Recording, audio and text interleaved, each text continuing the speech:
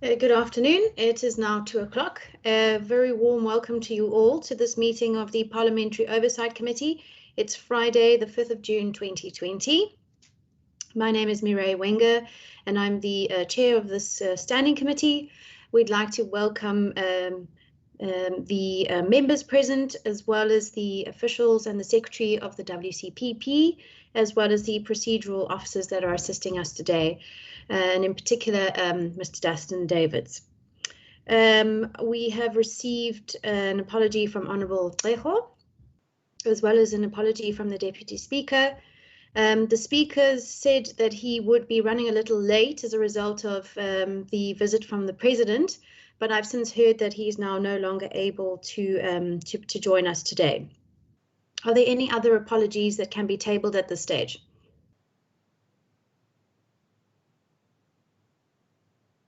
None. Before we then move on to the introductions, just some rules of engagement for virtual meetings. Okay. The first is that all members are to be muted at the beginning of the meeting to avoid background noise. Members should please flag any points of order by using the hand function or by using the chat function on the MS Teams platform. We ask that all video and audio should please be switched off to improve the quality of the connection. However, of course, if a member, HOD or official is speaking, they should please use their mic and video. And once they have concluded, if they would be so kind as to switch it off. Then on that note, would the members present please introduce themselves?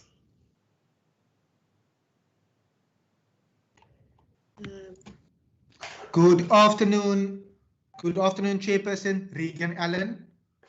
Good afternoon, Honourable Allen. Good afternoon, Chairperson Ricardo Mackenzie. Hello, Honourable Mackenzie. Good afternoon, Chair. I'm an alternate delegate. Welcome, Honourable Mitchell. Then a very warm welcome. Apologies, Honourable Lecker. Welcome. Then welcome to you, Mr. Secretary, Mr. Adams.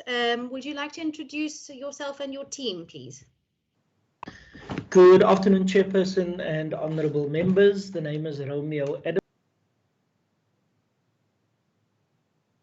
We've lost you for a moment. You seem to be on mute.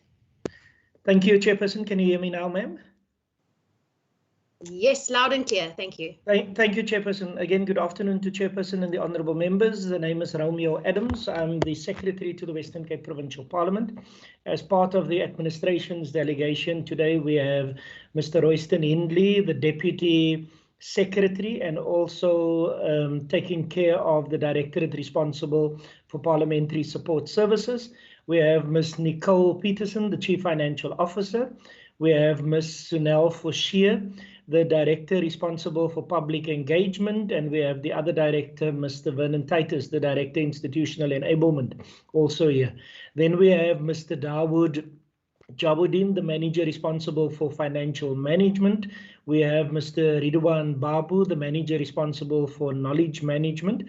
And we also have a few other colleagues present in the meeting, including the colleague from Mr. Hindley's component responsible for Strategy and Performance Management and Evaluation, Chairperson.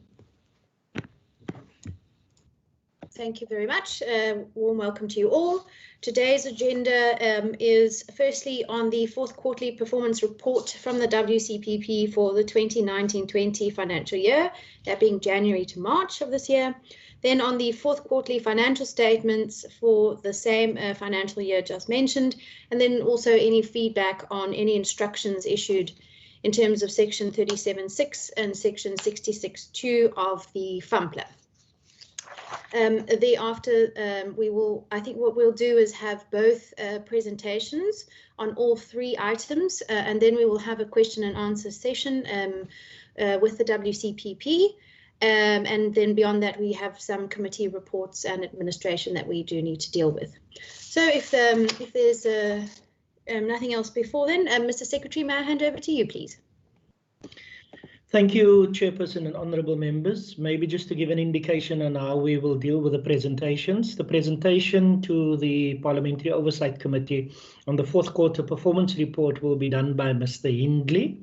The presentation on the fourth quarter finances will be done by the Chief Financial Officer, Ms. Peterson, with the assistance of Mr. Jawuddin. We'll then deal with the questions that are posed afterwards collectively, Chairperson. If that is in order, I'll ask Mr. Hindley to do the presentation on the performance report. Thank you. Please proceed accordingly. Thank you, Mr. Hindley. Thank you, Chair, and thank honourable members. I hope everybody's warm and safe. If I may begin, the fourth, can everybody hear me first of all? Maybe I'm speaking to myself. Yes, we can hear you loud and clear. Thank you. Thank you very much. Just the first slide, I think Genevieve, or I'm not too sure who's operating the slides. Genevieve. The first slide basically is just give some of the highlights of the fourth quarter. These highlights are the finalization and submission of the WCPP strategic plan, as well as its 2021 annual performance plan. It also submitted its final budget for 2021. One of the main highlights, of course, was the successful hosting of the State of the Province address at Rocklands. And going with that, of course, is the ability of the IT department to replicate the house at Rocklands Civic Centre. And then the last thing that happened, which is not actually a highlight, but it's not mentioned, of course, in the last month, of course, was COVID-19. The whole closure happened at the end of March. Okay, the fourth quarter performance information, 63 performance indicators for the year, but for the fourth quarter, we have a total number of, let me just go down here, total number of 52 for the quarter. Program 1 has 33 targets, which they achieved 23. 4 was partially achieved, 1 not achieved, and 5 were not applicable. The deviations and the reasons will be dealt with in later slides, and also the responsible directors will then answer any questions in that regard. Program 2 had 8 targets, 7 were achieved, 1 was partially achieved. Program 3 had 7, 4 was achieved, 2 was partially achieved, and 1 was not achieved. Program 4 had 4, and 2 were achieved, 1 was not achieved, and 1 was not applicable. If we can go to the next slide. Now we're just going to Program 1, Governance, Leadership and Administration, the Office of the Speaker. There were 2 planned targets for the quarter. 1 was partially achieved and 1 was not applicable. The Legal Service had 1 target and they achieved their target. Strategy and Organizational Performance had 2 targets, 1 achieved and 1 partially achieved. And then the next slide is Financial Management. Here they achieved all their targets. 3 for Supply Chain, 5 for Financial Management, and 4 for Compliance and Internal Control. And then the next slide is Institutional Enablement, Human Resources at 4 targets for the plan for the quarter, 2 achieved, 1 not achieved, 1 not applicable. Information Technology and Digital Services at 4 targets, 3 achieved, and 1 partially achieved. Knowledge Management had 8 targets, 4 achieved, 1 partially achieved, and 3 not achieved. And then we come to the reasons for the deviations.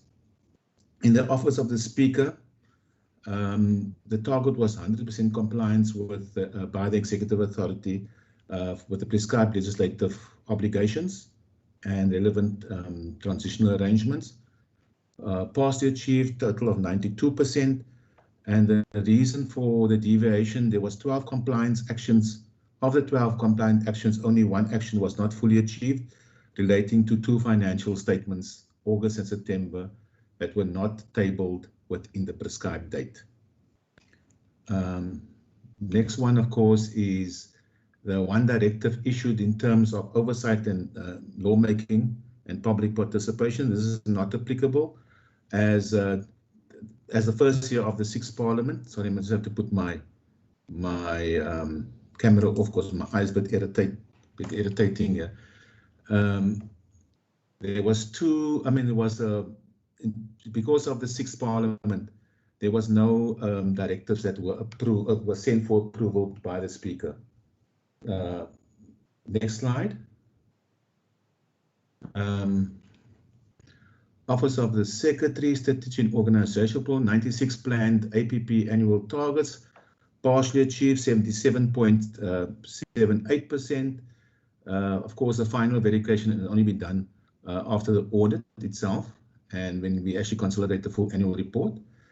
Institutional enablement, 84 positive quality assurance forms returned. That was the planned output that was not achieved, and the quality survey questionnaire was reviewed for implementation during Q4. These are feedback forms for client services rendered during the year. Under review, due to lockdown, of course, we couldn't get those forms back from the various clients.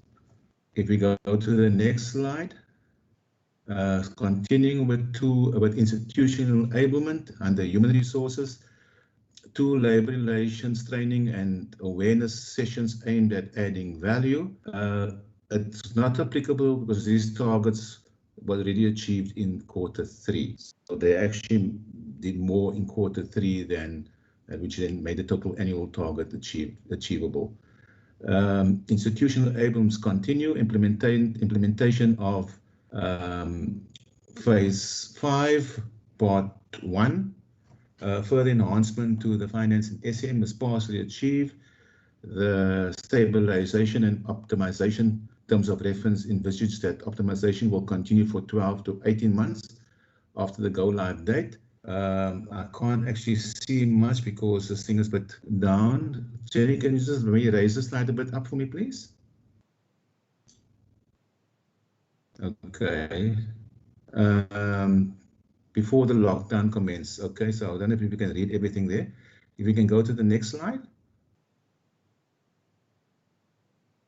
We now by knowledge management. 98% of recommendations arising from external quality assessment of translation service be implemented. That was the target. It's not applicable.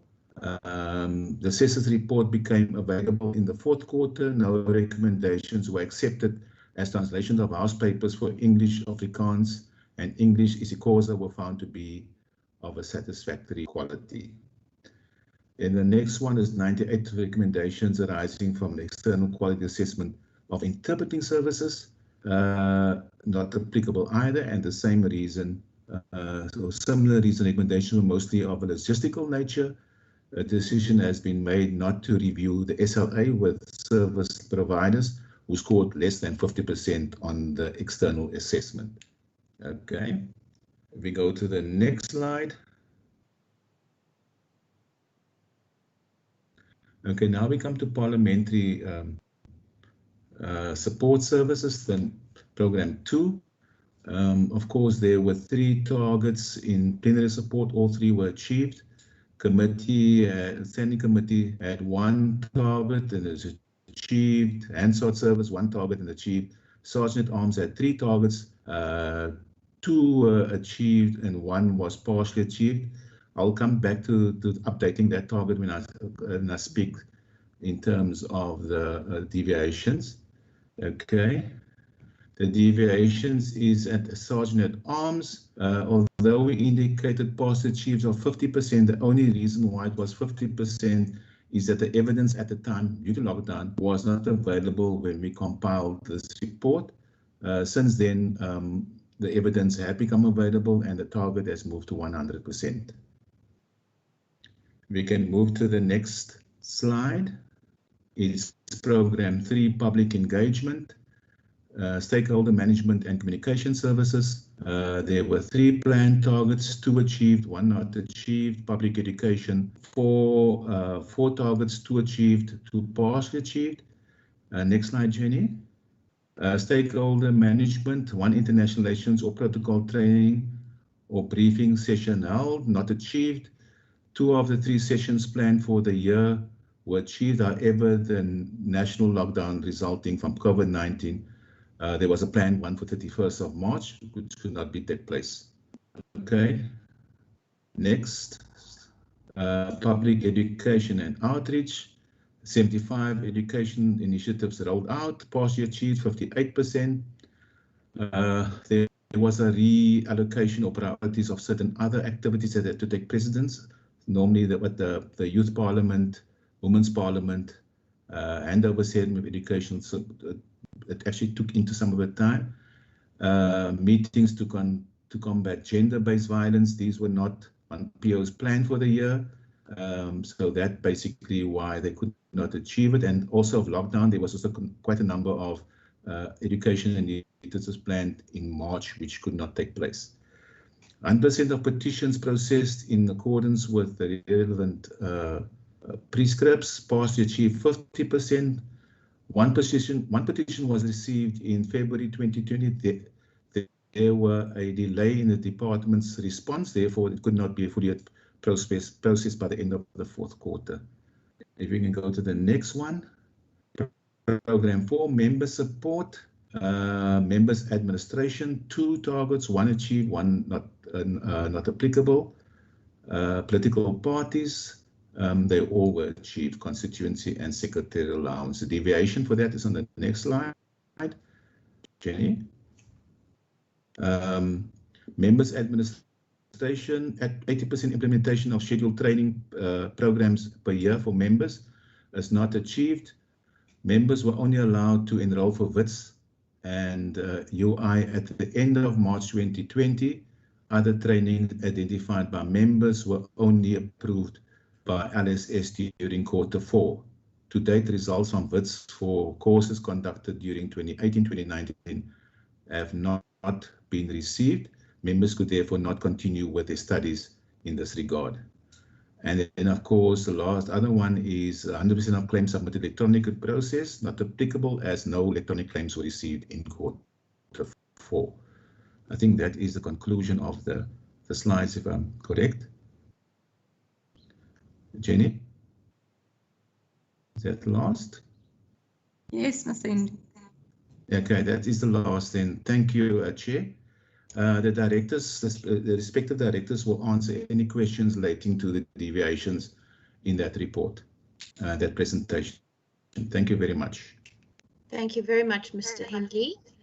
Could we then move to the presentation on the financial statements? Chairperson, if you would maybe just allow me a brief comment on the performance report before we move over to the financial statements, please, ma'am. Yes, of course. Please proceed. Thank you, Chairperson. Apologies, Mr. Jawuddin. Chairperson, the performance report as presented by Mr. Hindri, maybe I thought it's just appropriate to maybe just make a few comments. We would have seen in one of the slides it says that we have targets that are achieved and targets that are partially achieved. Some of those partially achieved targets have now been fully achieved, because in some cases the indicator was linked to a specific time frame, and the performance that was required may not have been in that specific time frame, but it had to date subsequently that performance had then happened. In some cases, the indicator was partially achieved because of factors outside of control of the WCPP.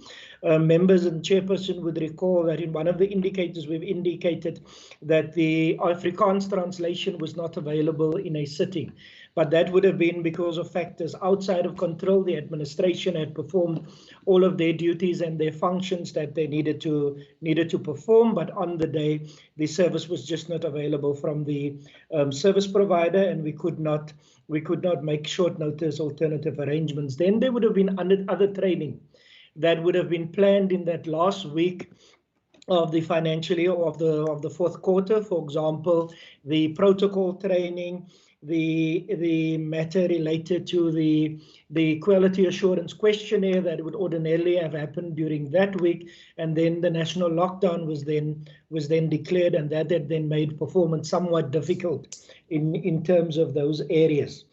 Chairperson, maybe just lastly, if we look at the slide that says for the targets that have been achieved, the WCPP administration was at 77.78%, only taking into account targets that have been fully achieved.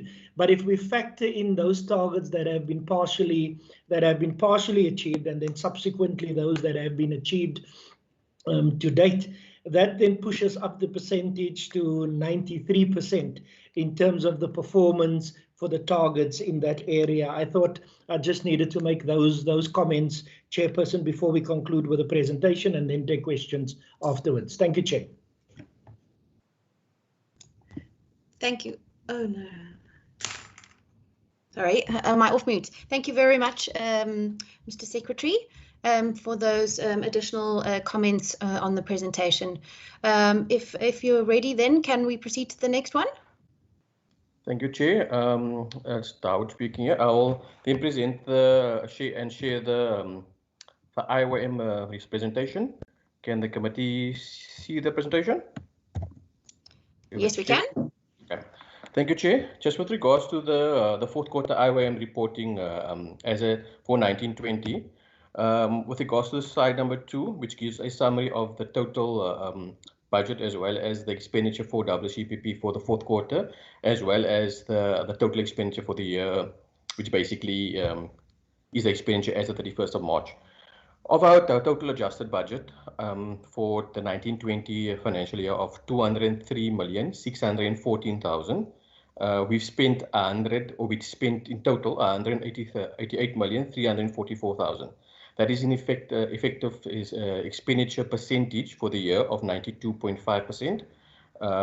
Just to note for the committee as well, that this includes direct charges, which is members' remuneration, program 5. But in effect, we had an underspending of the voted funds of about 12.75 million underspending in total. With regards to slide number 3, this gives a breakdown of the expenditure against the budget for program 1. Of a total budget for program 1 of 68,230,000, we spent a total of 62.1 million, which in effect is a 91.3% spend. Just as a summary, Chairperson and committee, particularly in this program, but the majority of the underspending relates to the filling of vacant posts, which was obviously either filled late during the year or not filled, or instances where vacant posts were advertised and were filled with internal posts, which obviously means that another post became vacant. So quite a big, about 4 million of the underspending related to vacant posts. And then the other big underspending, if I can call the main underspending items, were items, for example, because of the new 6th Parliament, the catering or expenditure was less, as well as travel expenditure. This is in summary. For program 1 particularly, the majority of the underspending came from the vacancies, as I mentioned earlier. So quite a bit of the underspending or non-spending of the other 9% is due particularly with regards to vacant posts, as well as items regarding the training that didn't take place, as well as if a committee sees the actual human resources percentage, that looks quite low, but the main reason for that particularly is the fact that performance bonus and pay progression is actually paid out in the different sub-programs, but it's in shifted to HR where it actually is housed. So that's in summary with regards to program 1, where we spent 91% of the budget. On slide 4, for program 2, of a adjusted budget of 21,519,000, we spent in total 19.9 million, which in effect is a 92.64% spend. Main reason for that again is the biggest portion that is two things: the non-filling of vacant posts as well, because of the fact that the director in this post was vacant, as well as the manager in plenary. That post was vacant for the majority of the year. And then also, if the committee can see that, particularly in standing committees and SOD, The main reason for that underspending is due to the fact that we transitioned from the 5th Parliament to the 6th Parliament. So in the first 6 months of the year, our expenditure is not basically the same as what it would have been in previous years. So the expenditure in the with regards to standing committees in catering and Hansard and translation services is less than what it would normally have been. With regards to slide number 5 for program 3, which is public engagement, of the total adjusted budget of 13,206,000, we spent 11.7 million, which is effective spend of 89%.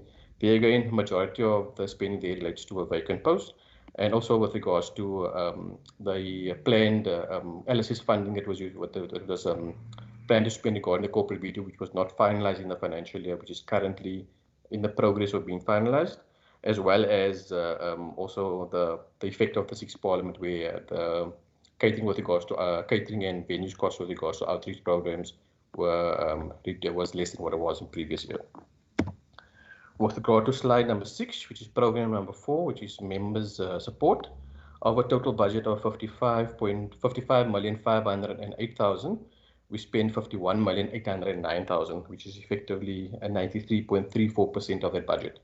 Main reason for that is particularly, if you look at members administration, there's a vacant post there which wasn't filled during the year, but here big spending relates to allowances and contribution, and that's also specifically relating to members enabling allowances, which wasn't fully expended during the year, and also the 6th Parliament also contributes to that as well. As we can see, that secretarial and constituency allowance were fully paid, as all allowances during the financial year were paid to the political parties. Then with regards to program 5, which is the direct charge of members' remuneration, of the budget of 45.1 million, we spent in total, or we paid out 42.7 million, which is an effective 94.65% spend. The reason for that shortfall is basically because the actual increase in member salaries increase was less than what was in the originally budget for at the beginning of the year. And that's basically in summary as to the financial statements or the IYM as at the 4th quarter, as well as the total for 1920. Thank you. Thank you very much. Mr. Secretary, would you like to make any final remarks on that point? Thank you very much, Chairperson. Chairperson, like Mr. Dawood had indicated that about 4 million of the admin spend is contributed towards, has been contributed from the item compensation of employees. When Mr. Titus does give his input, he'll give an indication of how many posts have been filled and how many of those posts that have been filled were from internal staff, then generating new vacancies, and maybe in 1 or 2 of the other posts, high-level posts, what is the progress with regards to that, Chairperson? The national lockdown had come into effect the last week of this financial year, and I think the change from the 5th administration to the 6th administration was also a contributing factor. We'll probably also see in the 1st quarter financial report that there would be savings on items such as catering and other items where we would ordinarily expend it on. And that had started probably in the first or in the last 2 weeks of the March month. Thank you, Chairperson. Thank you. Would you like Mr. Titus to come in on that point now? Yes, Chairperson, if Mr. Titus can just provide that type of information. Thank you, Chair. Thank you. Thank you, Chair. Just to indicate that of all of the total posts that were filled, we filled 27 posts during the year under review. And of those 27, 12 were internal appointments, 15 external. But I also want to say that I think Mr. Jawuddin indicated that the internal appointments generate further vacancies within the organization, which result in other posts that have to be advertised. Over and above that, Chair, these 27 posts and some of the vacant posts resulted in 45 different recruitment processes.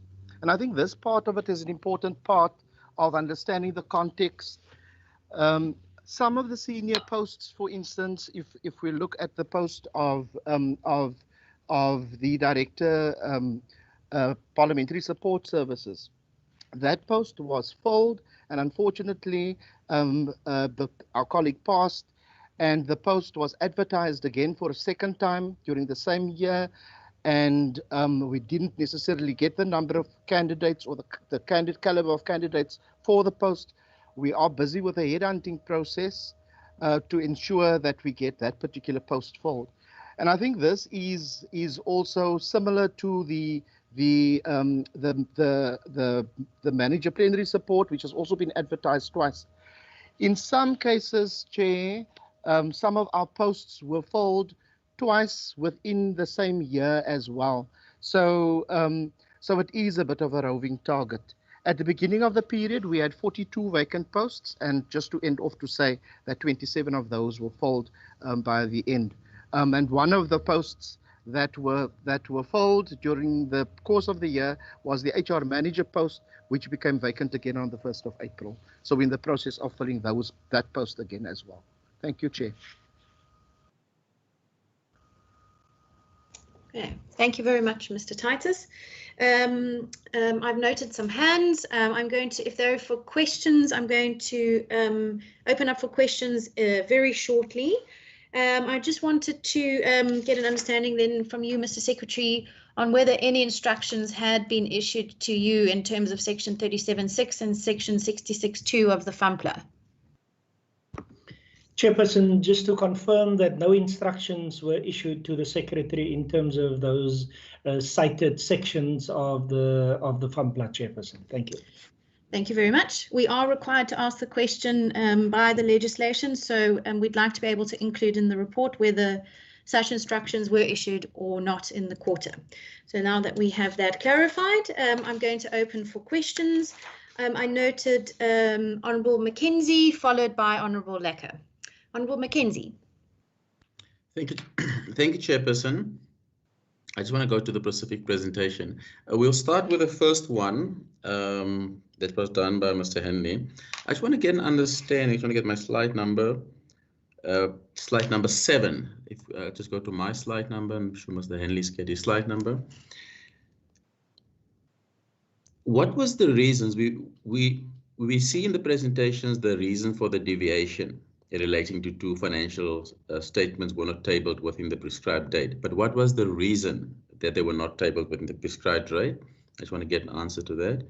And then on slide number 9, let's check quickly, slide number 9. Yes, on slide number 9 at the bottom, in terms of the reason for the deviation, the ERP stabilization, etc., I'm still trying to understand. I don't understand quite that answer as a deviation, because he indicates that will continue for another 12 to 18 months after go live date, but then he says partially achieve. How do you monitor that? Because that can be like that, I presume, for the next 12 to 18 months. I just want to get some feedback on that. And then I'm going to go straight to slide number 12, my last question on this presentation.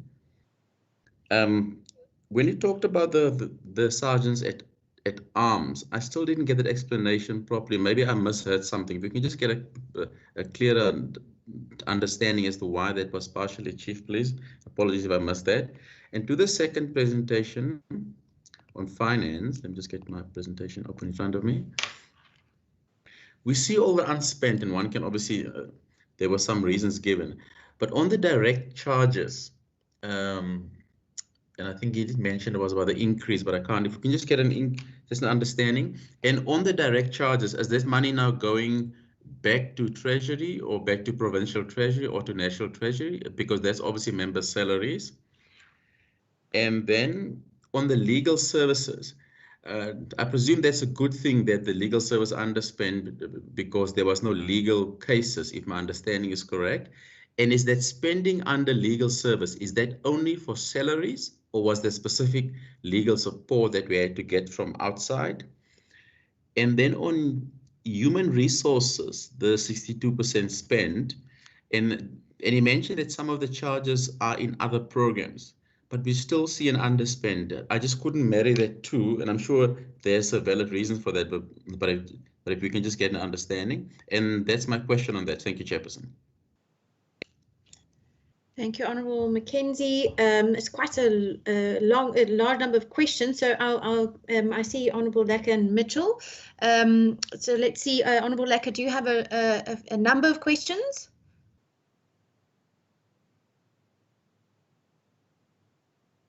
Honourable Lecker?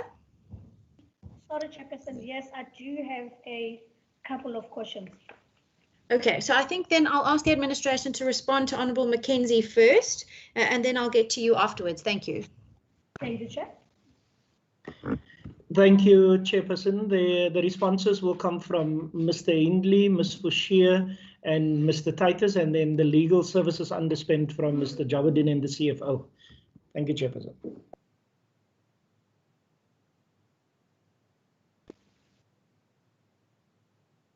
Mr. Hindley?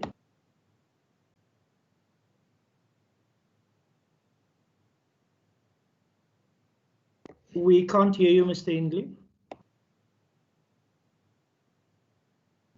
Put the camera on instead of the mic. Sorry, apologies. Can you hear me now? Yes, we can hear you. Now? Thank you. Okay. Yes, we can hear you. Thank you. I think the first question from Honourable Mackenzie was in relation to why the two reports were not tabled in time. I'm talking about the IOM. I don't know if the Office of the Speaker or can answer on that. I'm not actually why those two were not actually, August and September, were not tabled within that prescribed period.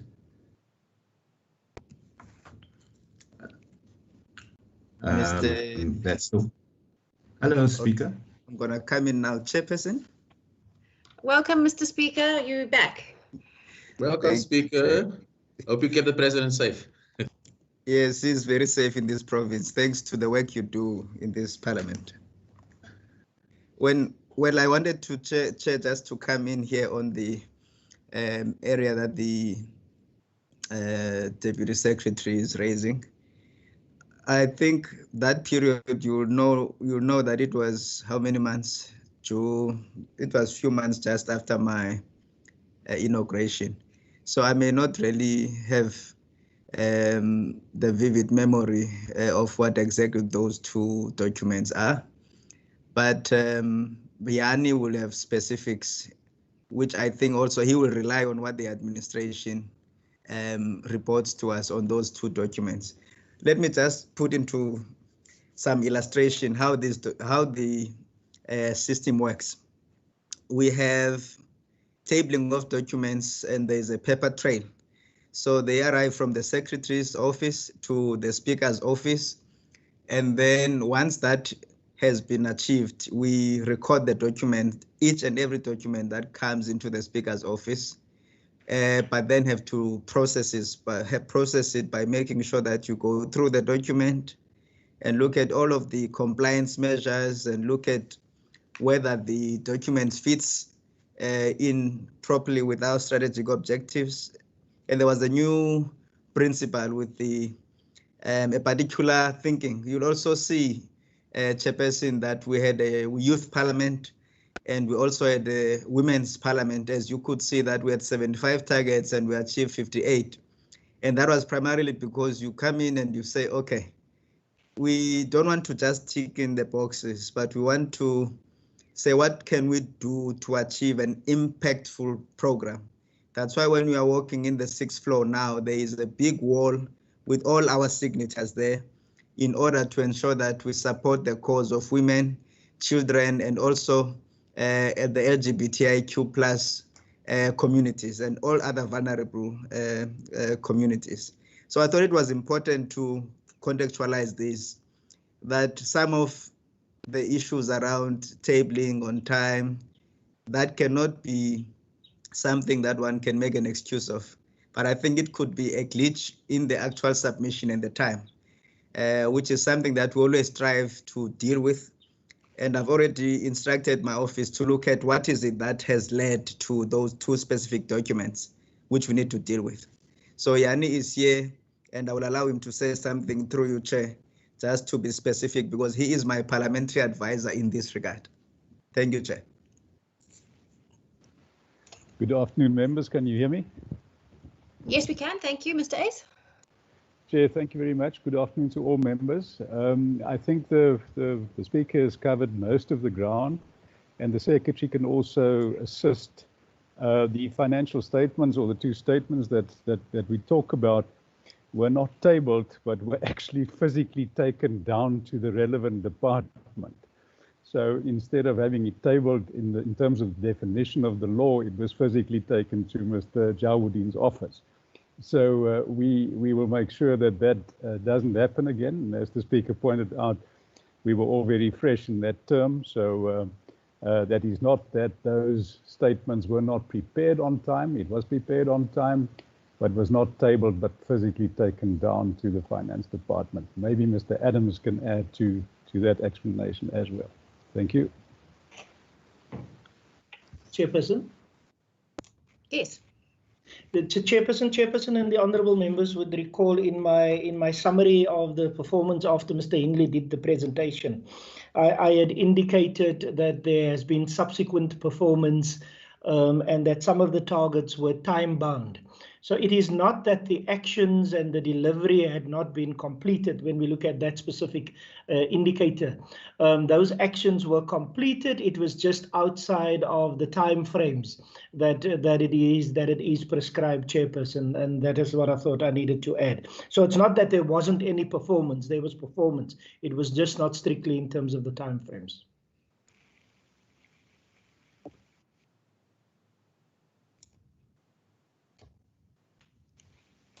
Okay. Is that Mr. Titus? Did you want to add on there, or is it answering one of the other questions? Sorry, Madam Chair. Sorry, Chair. It is to respond to one of the other questions, Chair. I'm not sure who's going to go first. Mr. Titus, do you want to start, and then Ms. Fisher, would you follow? Yeah. Thank you, Chair. Just with regard to the enterprise resource planning process, I'm going to just give a little bit of an introduction, and then I'm going to ask Mr. Skriker to provide some of the technical explanations. Members would remember that when we started with the enterprise resource planning process, the entire ERP, the areas that were closely affected has been human resource management, which includes also members' affairs, the area of finance, as well as the area that looks at supply chain and asset management. Now, when we speak of the planning right up front of what it would mean to roll this entire process out, to get stabilization and then optimization, what is it then that the planners from the initial stages had tried to relate to us? So I'm going to ask Mr. Skriker to just go into the idea of what it means when we speak of optimization, and what the planning terms of reference actually speaks of when it comes to the optimization process, and how long that process is supposed to happen, because that has already been documented in the terms of reference. So I'm going to give Mr. Skriker just an opportunity to relay that to the House. Thanks, ma'am. Chair, I apologize. My neighbor has started renovating and there's some knocking going on here, so it's out of my control. But I'm going to try to respond. I realize that the noise is quite disturbing. First of all, with respect to the ERP, there was 5 distinct phases. We started with phase 1 in terms of reference of the ERP. We had phase 2, which was 2A and 2B. 2A was doing the business analysis and ensuring that we digitized or automated all the business functions within the ERP. Stage 2B was the going to tender, and phase 3 was going live. We went live in 2018. After that, there was 2 phases after phase 3, which was phase 4 and phase 5. Phase 4 was support and maintenance and stabilizing the ERP. That was envisaged to go on for about 12 to 18 months. And phase 5 was the ongoing optimization, which was another 12 to 18 months, which would then take us into 2021. We had multiple things we needed to do. We had an issue list that needed to be closed since phase 3, the go live phase. We believe we achieved about 79% of that. We then had phase 4, that was to get the support and maintenance contracts in place, and then to stabilize. We believe that we did stabilize the system 100%. And then there was the leftover items from the optimization phase, which would take us into 2021. And that is where the discrepancy comes in the 20% of efforts that we still needed to conclude, and hence that target will be partially achieved. That's all from my side, Chair. Any other questions? Thank you. All right, then, Ms. Fisher, over to you. Thank you very much. Thank you very much, Madam Chair. The question that Mr. Mackenzie asked pertaining to the Sergeant at Arms is the question that I will be addressing here. The performance target referred to the security that was provided for standing committees when they go on oversight and at public hearings. And following our service level agreement with the Department of Community Safety, the WCPP was in fact able to provide security at all such committee initiatives. Regrettably, and it is completely a management oversight, at the time that we had to submit the report, we did not have the actual supporting documentation. So we know that security was provided, but we could not find the documents that would validate that statement. That, however, has subsequently been done. We had found all those documents and we had submitted it. Thank you.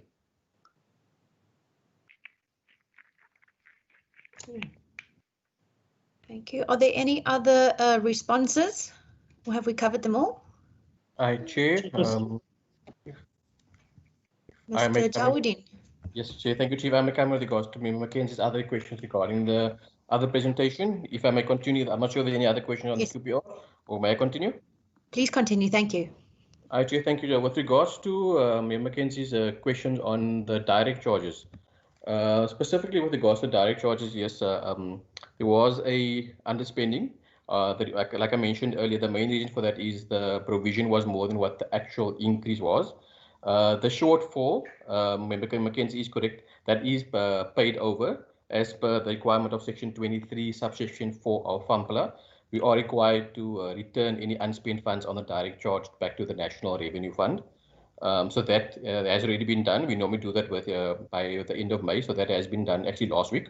So once all the underspending and amounts are finalized, any underspending on the direct charge is then paid back to the Provincial and National Revenue Fund. With regards to legal services, the underspending on there is the majority of it, well, more than 90% of the underspending is due to vacant posts. There was one post which was filled during the year, which is the senior legal advisor, and there was also a legal advisor post which was vacant during the year. So the majority of the underspending is due to vacancies. However, there was also a slight saving or a reduction in legal proceedings or legal costs, which was less than what we originally budgeted for. With regards to the 62% spent on HR, there's threefold reason with regards to that. The one I mentioned earlier was the fact that staff performance bonus and pay progression, that is when it's normally paid out, it's paid out within the different sub-programs. So hypothetically speaking, all the staff in finance, all the staff in ICT would get their performance bonuses paid out from there. But at the end of the year, that isn't shifted to HR because that's where performance bonuses is housed. However, that's just a portion of the underspending. The majority of the rest of the underspending is of the fact that there was one vacant post within HR, which is a senior post, as well as the fact that the cost on training was less than what was budgeted for. Also the fact that due to all the vacancies, we had a specific budget for skills assessment, and the actual expenditure versus the budget for the skills assessment was less than what was provided for. Thank you, Chair. I think that covers the 3 questions on the IYM presentation. Thank you, Chair. Thank you. I then believe all the questions have been covered. I will then move on to Honourable Lecker. Oh, sorry, is there one that's outstanding? Mr. Secretary? Yes. Thank you, Chairperson. I thought I maybe just needed to add to Ms. Fouchier's response with regards to the Sergeant at Arms. Ms. Fouchier had since put measures in place to prevent a repeat of the occurrence that had led to what was indicated in the report as underperformance, but subsequently verified as meeting the targets, Chairperson. So we are not envisaging a repeat of that scenario in any of the quarters or the annual report going forward. Thank you, Chairperson. Thank you very much for that explanation. I'll then hand over to Honourable Lecker to pose her questions. Good afternoon, colleagues. Chair, just one that I got curious on when the speaker was making his presentation. The speaker made mention of impactful programs that were put in place, and that is actually in relation to one of the highlights as the presentation that was made by Mr. Hindley. And allow me actually to then ask in relation to the other programs that were not attended to because of the reprioritization of the programs that were put in place. What were those programs that were not attended to? And maybe get an understanding from Mr. Speaker as to, does he mean that the other programs that I've already asked for were not impactful, or it's just my understanding or narrow understanding of the word impactful? And then, Chair, let me then ask in relation to HR, based on what has already been presented to us, that the vacant post amounted to an amount of 4 million. And it as a result of the filling of posts internally, and rather other posts were not filled on time or timeously. Can I just get an understanding, besides the one vacant post that was at HR, which other posts were vacant? And then, Chair, also on HR related issues, we've heard that there's going to be, or it has already started, a headhunting process. Is that as a result of the post of the late Mr. Jabu, may his soul rest in peace, or it's in relation to other posts? But also, again, the advertised post that there were no candidates successfully. It haunts me, because if there were no candidates successfully, does it mean internally we don't provide space for colleagues to grow, or that people from outside were not fit enough for that purpose? And so, Chair, it worries me. I really want to understand what is happening, why this head hunting to begin with, when there are people internally, and also that raises alarms if people internally are not equipped well enough, or there is no process of ensuring that skills are transferred internally in the institution. And so I'm really interested in that. Then, Chair, out of the 45 recruitment processes that have already been undertaken, can we get a story or what is really happening? Because I'm interested to know what's happening. And what also concerns me is the fact that whilst there are posts that have been filled by people from within, it generates vacancies. And I'm worried, what is the turnaround time of filling vacancies if that is the case? And then if you're looking at what is happening currently as a result of COVID-19, one is worried in the manner in which things are unfolding. Yes, we are in the new norm, which is going to be with us for quite a period. What systems are there to assist the support staff?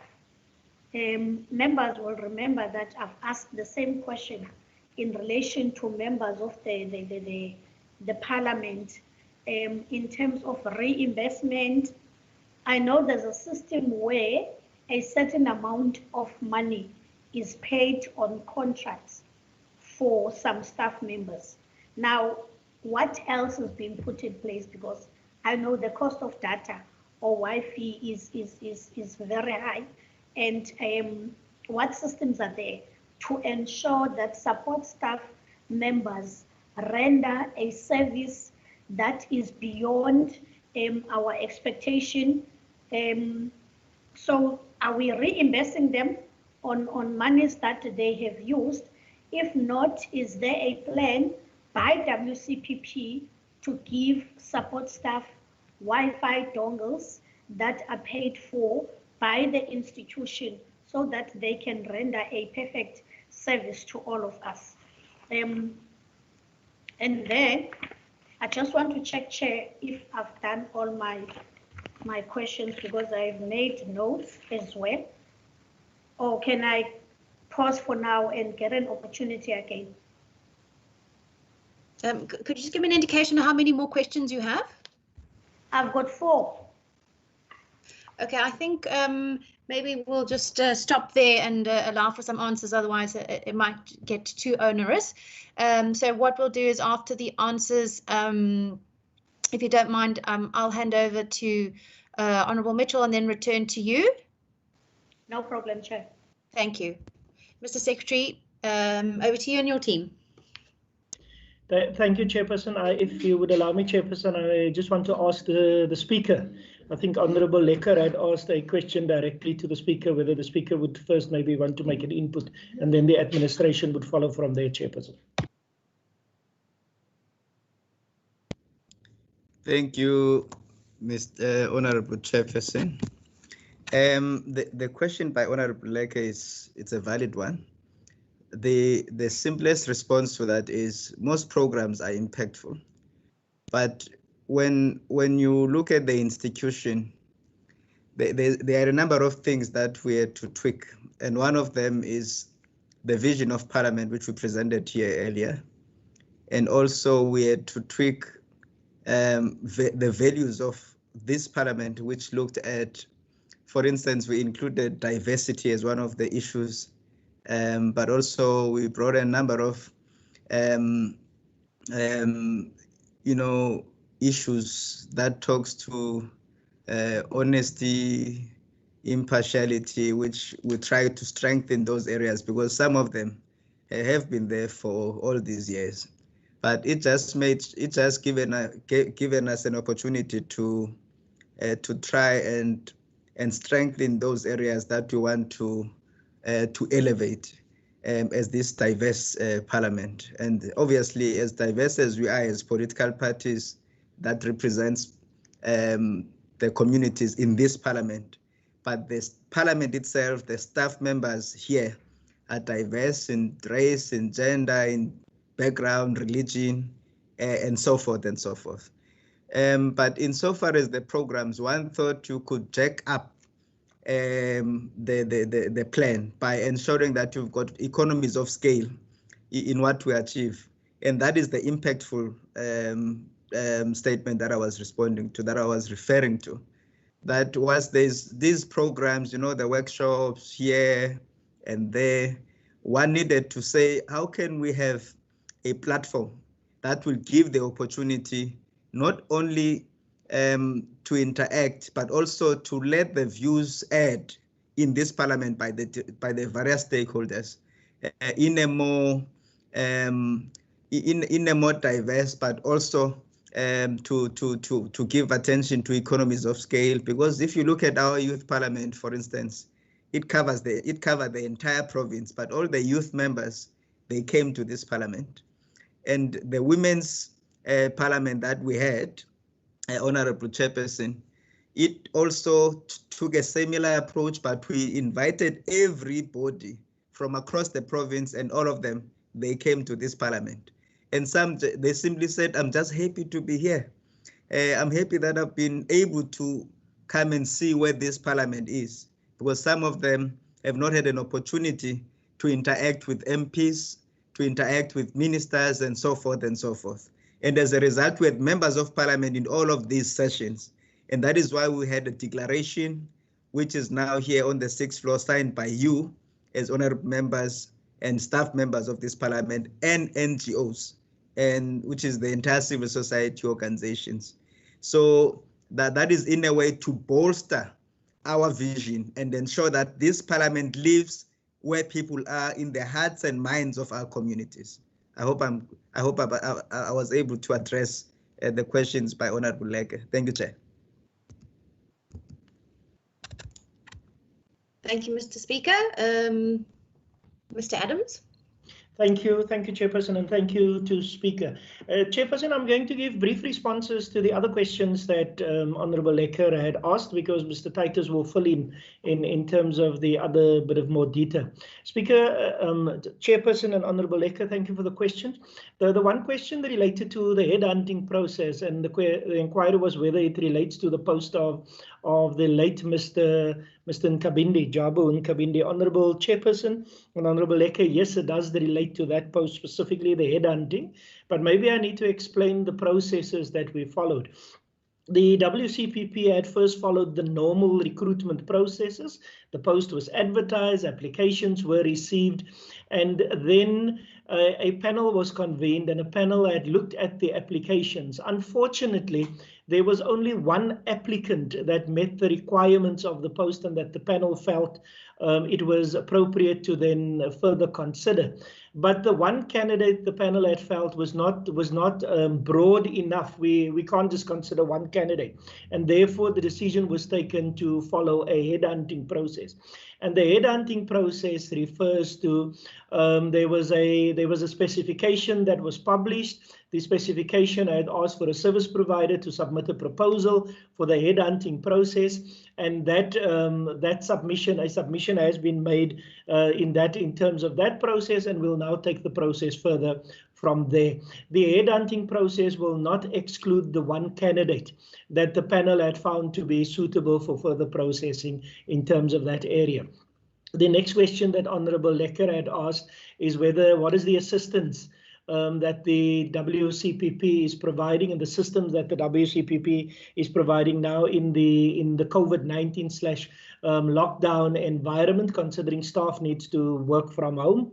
Honourable Chairperson and Honourable Lecker, we had added an addendum to what was then the current cell phone and data usage policy, and that addendum had included staff who were allowed to claim before the addendum, but up to a minimum amount. That amount had been increased, and staff that were ordinarily not claiming because they were only working from the office, and they are now during the lockdown period when necessitated to work from home, that they now also would have an opportunity for reimbursement in terms of that area. Chairperson, I'll now give over to Mr. Titus to speak to, I think Honourable Lecker had asked about the 45 posts and those posts that are still vacant, and one or two other matters that Mr. Titus will attend to. Thank you, Chairperson. Thank you, Chair. Chair, just with regard to the vacant posts, I've indicated that there are a number. There's the manager plenary support that is vacant still currently. There's a senior officer strategy and organizational performance that is vacant. The senior officer digital information and knowledge services. These have all been advertised, so it's all in progress in different stages. The senior officer members affairs, the senior logistics officer has been advertised. We're in the shortlisting phase with that one. Senior officer information and service provisioning, that was advertised. We're almost at interview stage with that one. We're just waiting for some feedback on the reference checks. Mr. Adams had spoken about the Director Parliamentary Support Services already. That is the post that was advertised twice, and with the headhunting as the third particular process there. The legal advisor post, in that process, we're looking at the job profile of that particular post. The senior officer project management, that position is currently placed on hold. Logistics officer, as well as the internal control officer. There's a senior talent management and learning, that is the HR post that I think Mr. Jawuddin spoke about a little earlier on. The PEO officer post, that post had progressed to a very advanced stage, and decisions had to be made whether this post is now going to be filled while we were under lockdown level 3 or 4. So that one shortlisting has already happened in that particular post. Then there's also the procedural officer NCOP and plenary support post, which has been advertised. The closing date for that one was the 27th of March. There's a senior IT and digital officer post, where we are also at shortlisting stage now, reception and switchboard operator.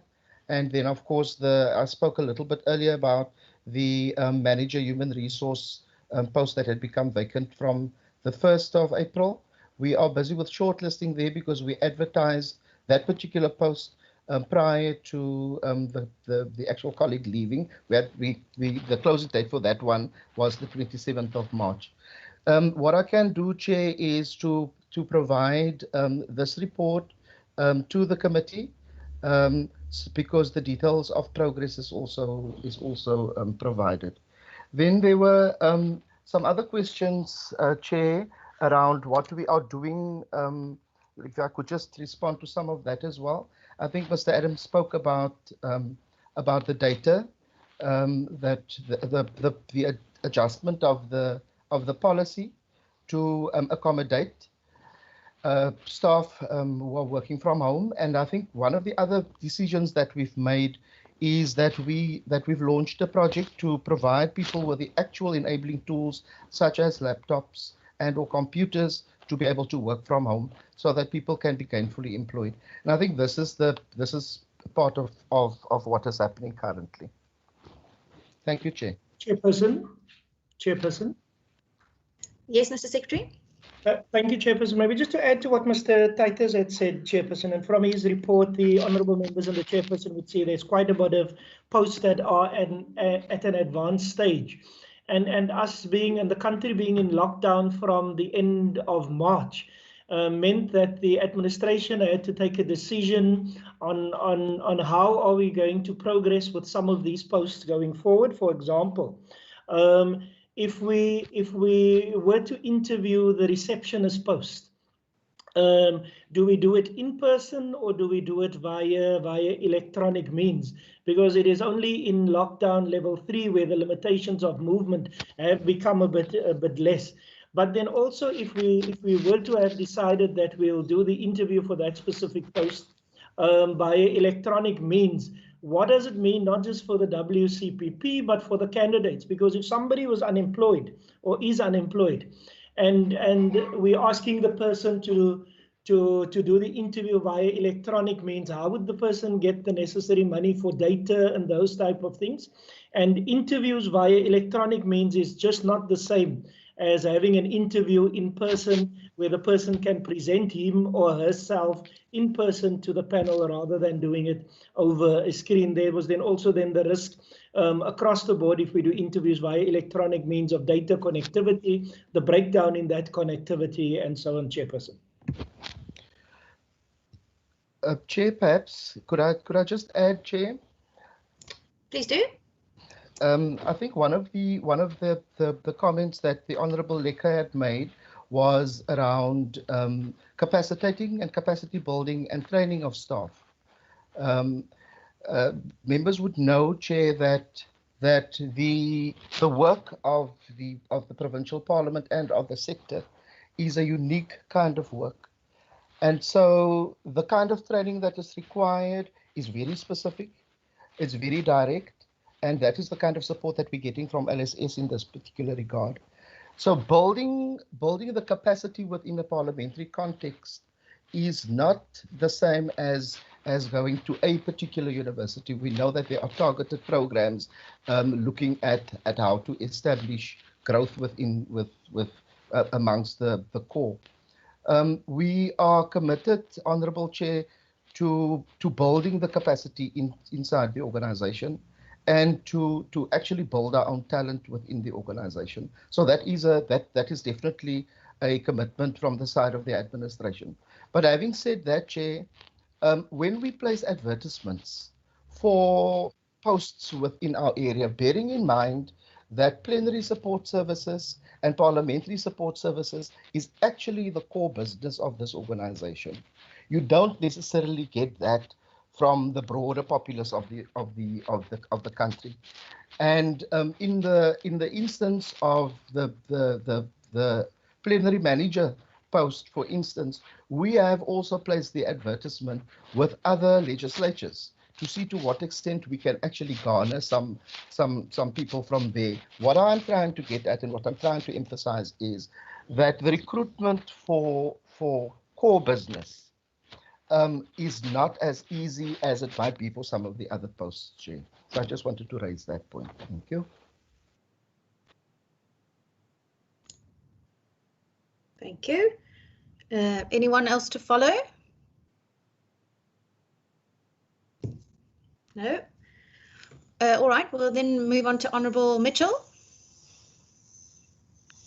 Thank you very much, Chairperson. Chair, it's not every day that I can say this, but I'm mostly covered by Honourable Lekker. So thank you, Honourable Lekker. I want to touch on by some of the things raised by Honourable Lekker, in particular the headhunting process. The Secretary has advised that there has been an advertisement that went out. So I would imagine by that a service provider has been appointed. Can the name of the service provider that was chosen or selected to fulfill this function be made available to the committee, Chair? And then Mr. Titus touched on something that's very near to my heart, and that is building timber from within. And he touched on talent and building talent, in particular because we work in an environment where there's a lot of specialized skills needed, and you don't, you can't just advertise it. And I've been covered by that, the manager of plenary services that has been vacant for quite some time. The incumbent of that post at the time became the director, and so it's been vacant from that time already.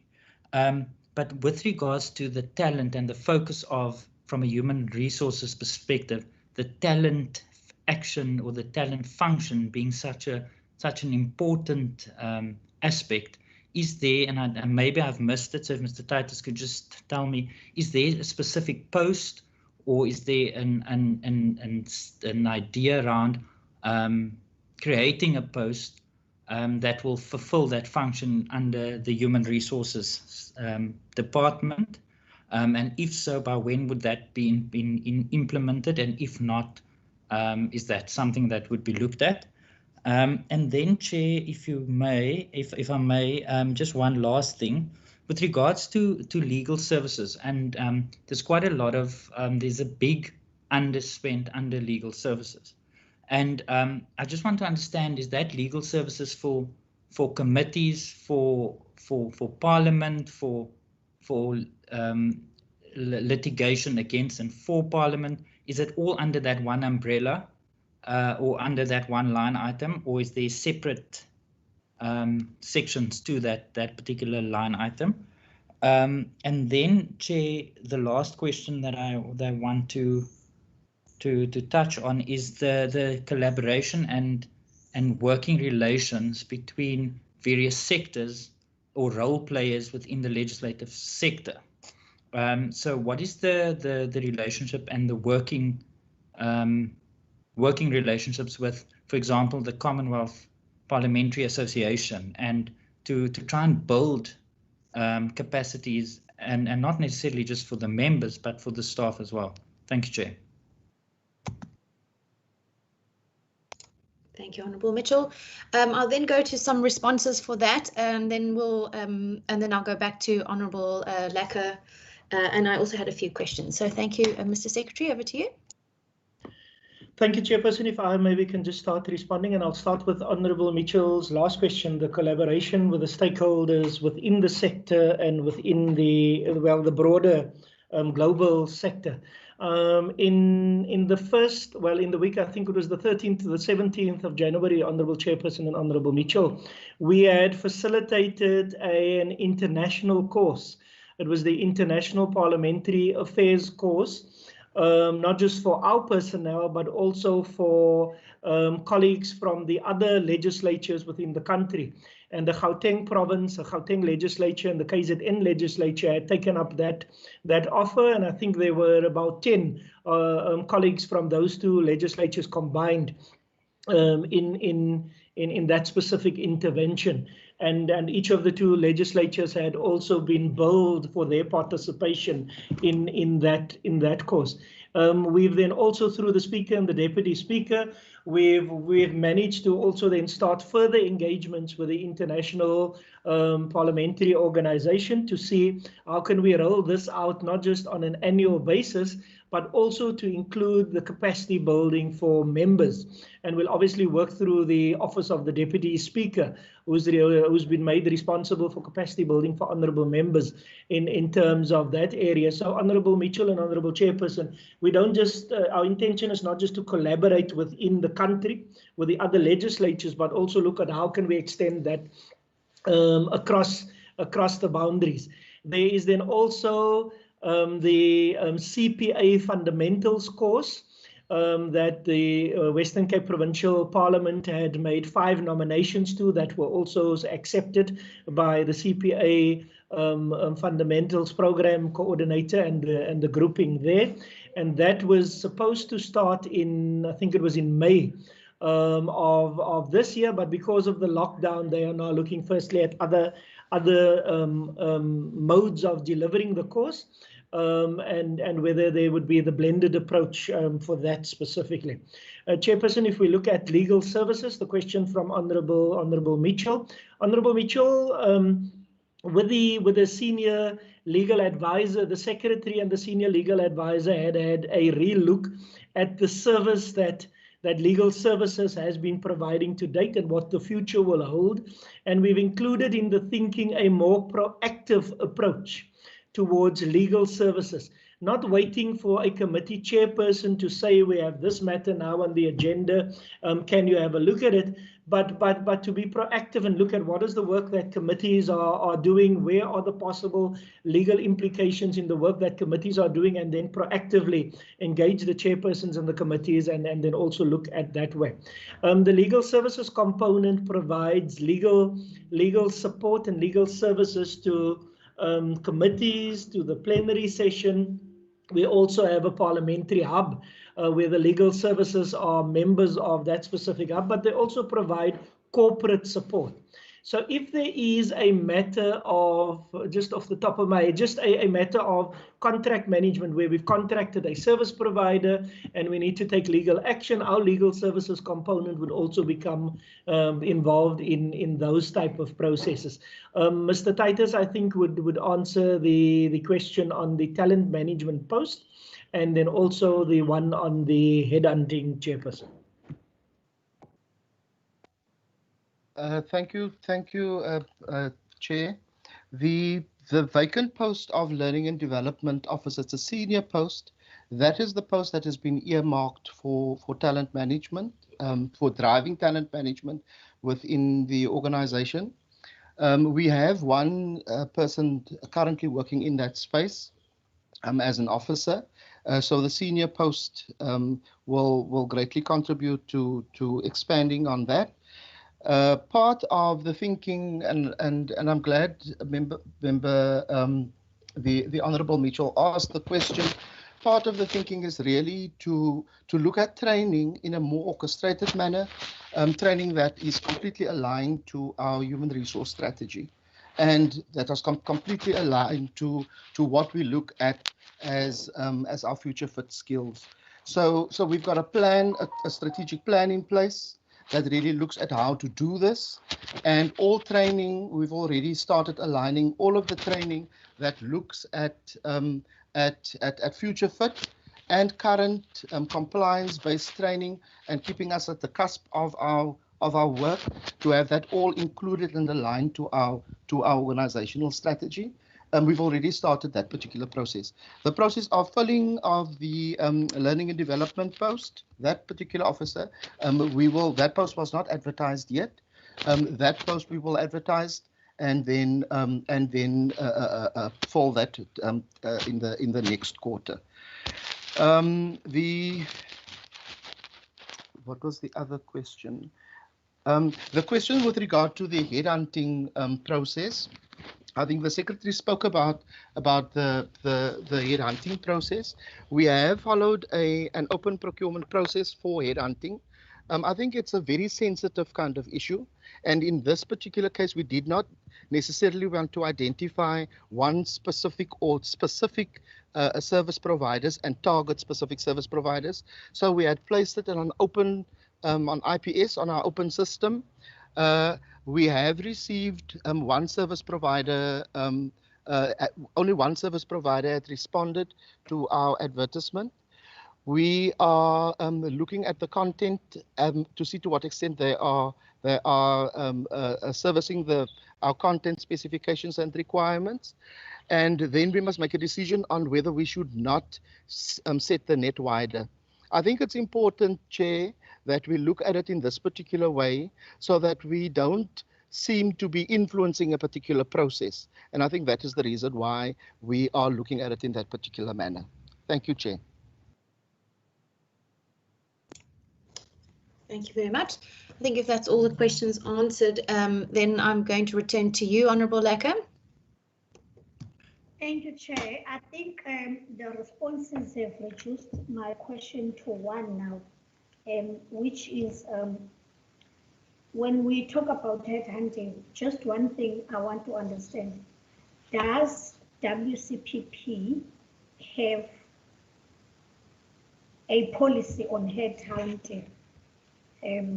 Because it worries me that whilst we've undergone the process of advertising for the vacant post, we now have to go back and start a new process. Thank you, Chair.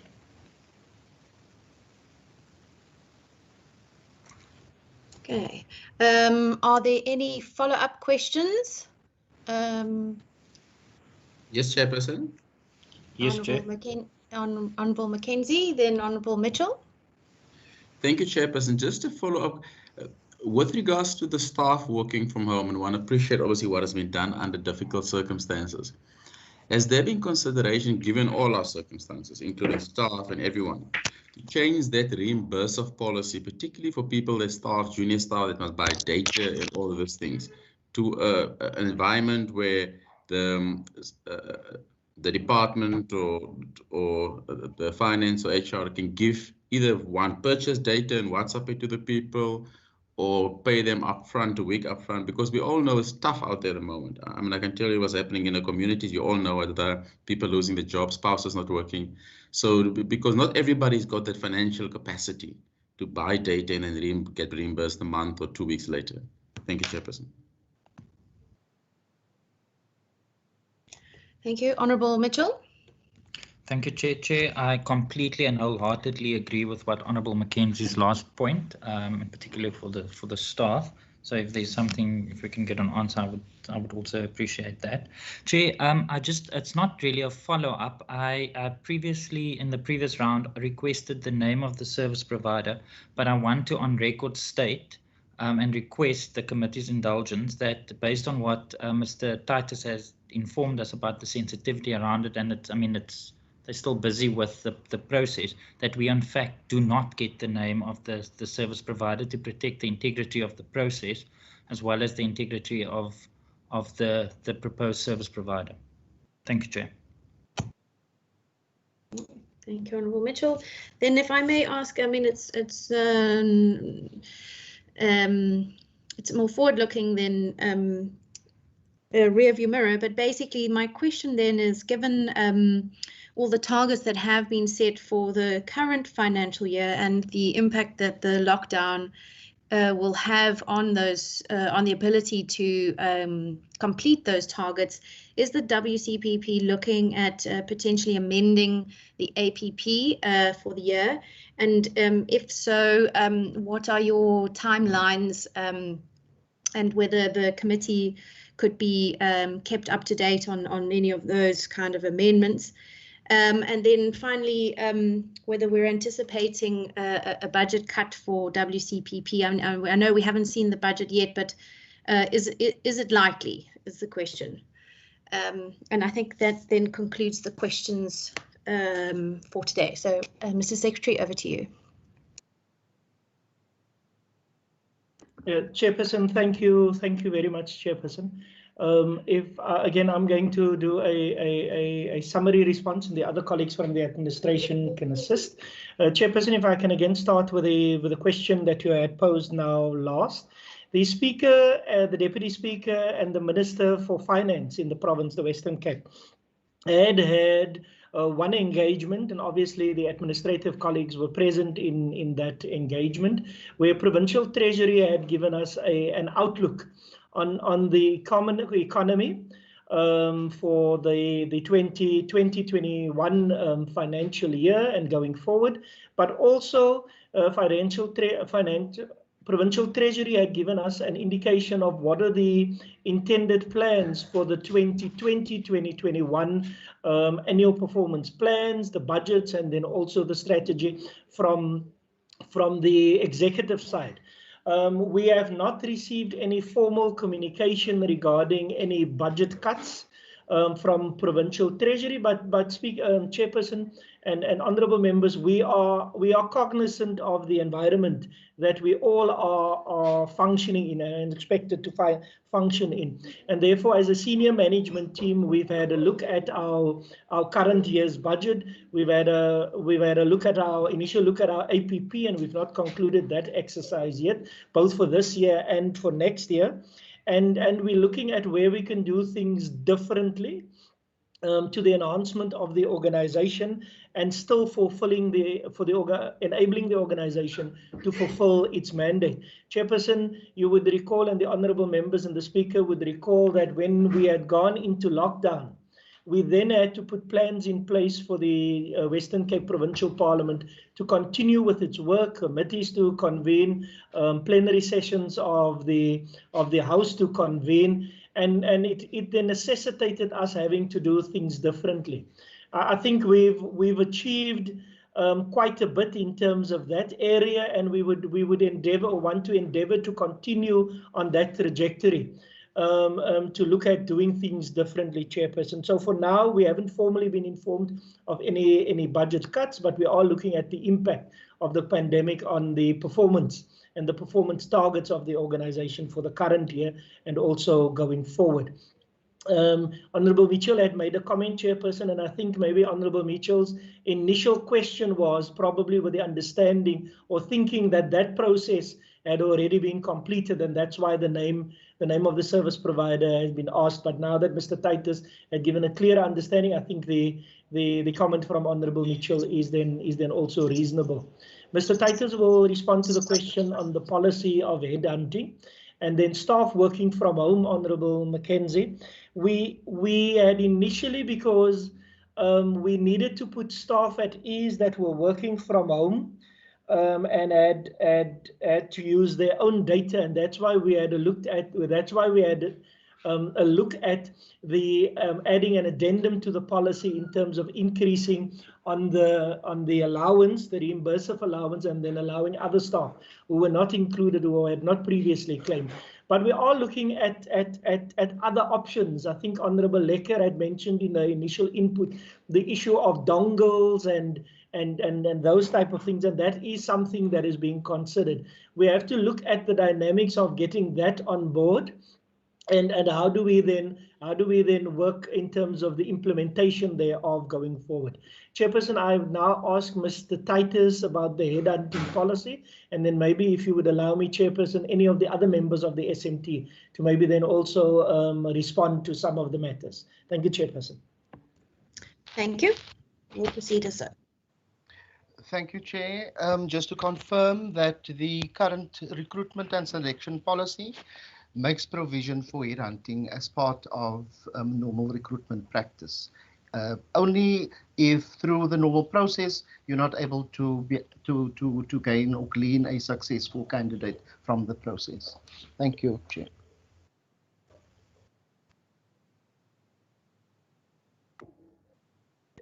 Chairperson, circulars and the cuts.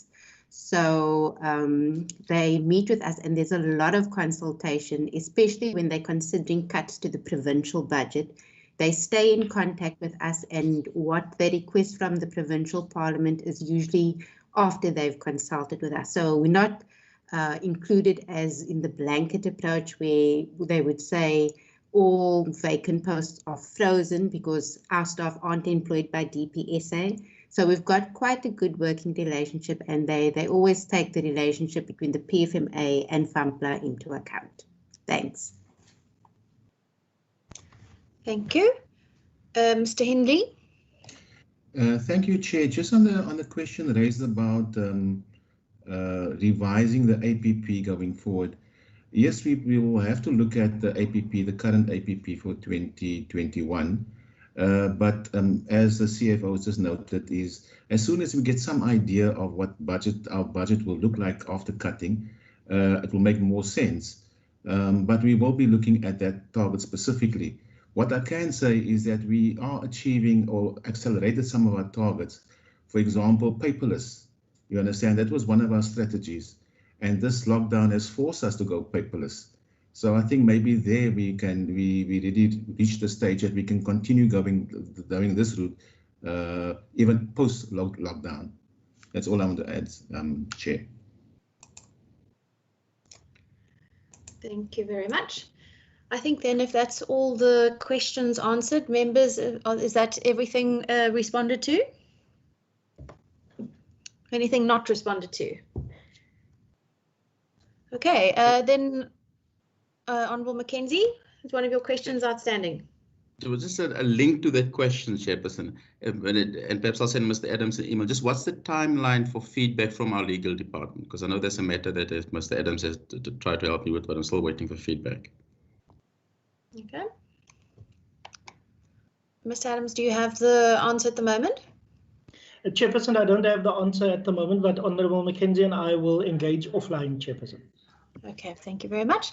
Right, well then on that note, I have to say thank you very much to the Speaker, the Secretary, and all the managers of the WCPP that prepared for today. Thank you for having put together those reports, as well as presenting and answering all our questions. Thank you very much. Mr. Speaker, would you like to make some concluding remarks? Yes, Chairperson, thank you very much. I would like to thank you, Chair, and the members of the Standing Committee and my parliamentary SMT and the entire team here in the Speaker's office. Thank you very much, Chair. Thank you very much, Mr. Speaker, and we wish you all a good weekend. It is Friday today, and please stay safe. Thank you. We will see you for the next quarter. Thank you, Chairperson. Thank you, Speaker, and thank you, honourable members and colleagues. Right.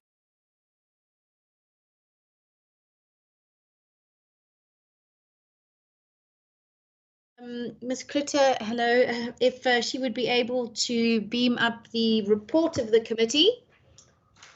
Will do so, Chairperson. Thank you. So the committee report is a requirement from FAMPLA that we submit an ATC. It's quite straightforward. I'll just wait for it to go on the screen.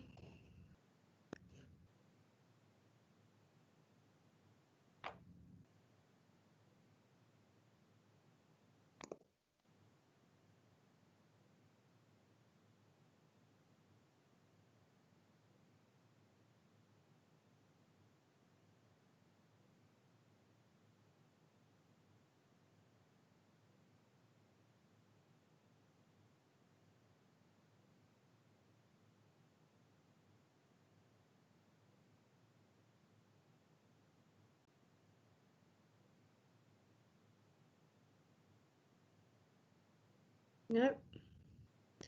All right, while we wait for it to go on the screen, I'm going to read the committee report. It reads as follows. Report of the Parliamentary Oversight Committee, having considered the fourth quarterly financial and performance information of the Western Cape Provincial Parliament for the 2019-20 financial year dated 5 June 2020 as follows. The Parliamentary Oversight Committee reports that it convened on the 5th of June 2020 and has concluded its deliberations on the fourth quarterly financial and performance information of the WCPP for the 2019-20 financial year, which was referred to it in terms of Standing Rule 89.1. The committee interrogated the WCPP in terms of its fourth quarter financial and performance information reports, which were tabled and referred to the committee as legislated under Section 54(1) and 2 of the Financial Management of Parliament and Provincial Legislatures Act 2009.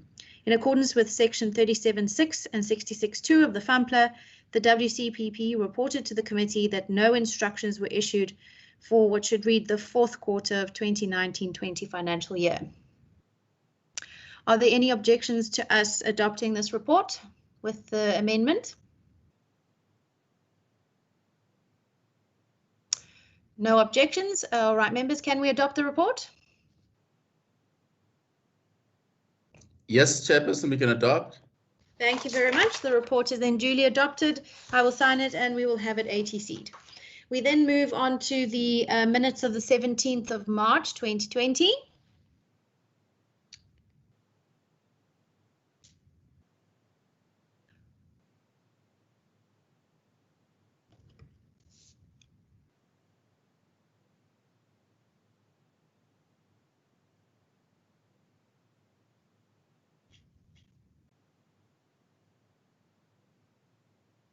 Okay, there we go. That was on the 17th of March. Deliberation on vote 2.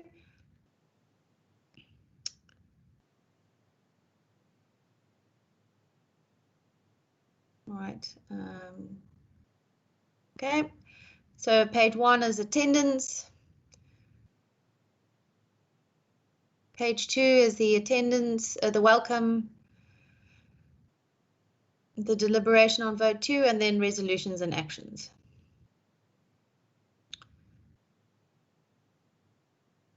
Okay, and then, all right, sorry, can we just go up a little bit? So the resolutions and actions from that meeting, the committee requested WCCPP to furnish it with 1, a report which highlights the posts that were created within the institution as a result of the functional enhancement and the 4 new posts created between the 2 financial years, and also the salary grade levels. Then we asked for a report back on whether sign language will be included in the YouTube live streaming of the House. Then we asked for information on the app which has been created to provide parliamentary papers. Okay, then on to page 3. It was a consideration adoption of reports and minutes. All right. If there are no edits or amendments, can we adopt the minutes?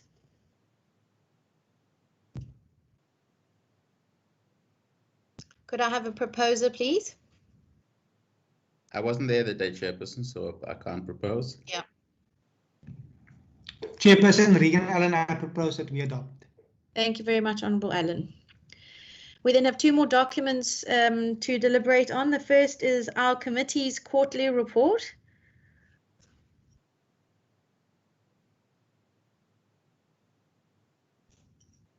Okay.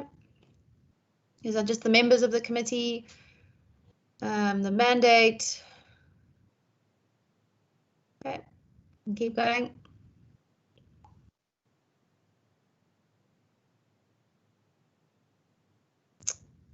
Okay. There were 2 meetings in the quarter under review.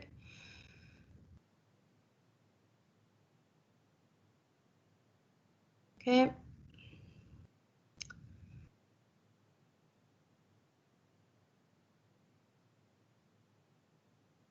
Okay, just check that that's correct. All right, okay, moving on.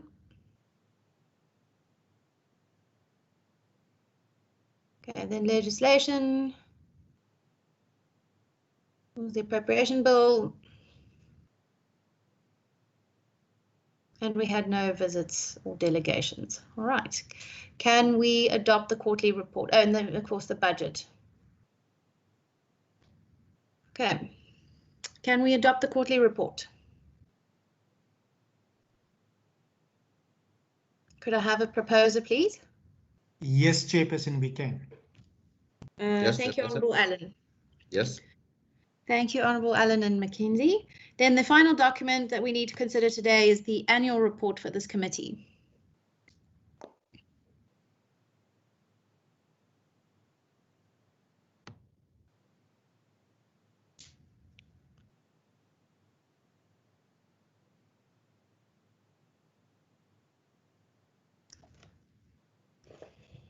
Thank you, Chairperson. I'm just putting it on for your attention. Okay, here we go. Committee members and alternate members. Then the mandate of the Parliamentary Oversight Committee. Moving on to page 2. Reporting institutions, and then an overview of the activities. There were 8 committee meetings, 3 public hearings, and 2 provincial bills considered in the year. Okay. Then oversight activities talks about our establishment and the work that was done by the committee. Then our oversight responsibilities, which included the quarterly reports of the WCPP as well as the budget appropriation and adjustments.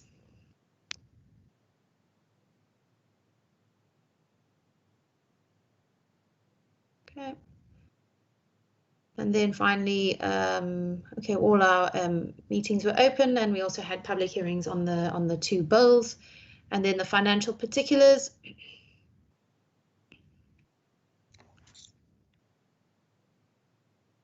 Okay, so we used 40,000 of the 50,000 budget. All right, that then is the annual report. If there are no edits or amendments, can we proceed to adopt the annual report? It's not going to take as long as yesterday. It's almost finished now. Almost finished. Hello? Yes, yes.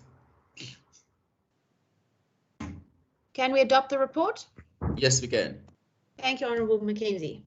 Okay, then last but not least, are there any resolutions, recommendations or requests for information based on today's meeting? Yes, Chairperson, I'd like Honourable to... Mackenzie? If they can just send us, it doesn't have to be a 10-page document, just a report on the support they provide for staff members working from home and the new policies guiding that, if there is new policies guiding it. Okay, so a report on support provided to staff working from home. Okay. All staff members, yeah. To all staff working from home, and whether a policy has been drafted. That regard, yes, yeah. Okay, thank you. Any further requests for information, recommendations or resolutions? Going once? Going twice? Okay. All right. So that then, if we all agree, we will then ask the WCPP for that report as described by Honourable Mackenzie. Are there any other matters? None? All right. Thank you very much, members, for your participation in this meeting, and thank you very much to Mr. Davids and Ms. Klutter for providing us with the necessary support for today's meeting, as well as to our IT colleagues. Thank you for making sure that we had a very smooth, technologically speaking, meeting. I wish you all a very good weekend. Please stay safe. The meeting is adjourned. Thank you, Chairperson.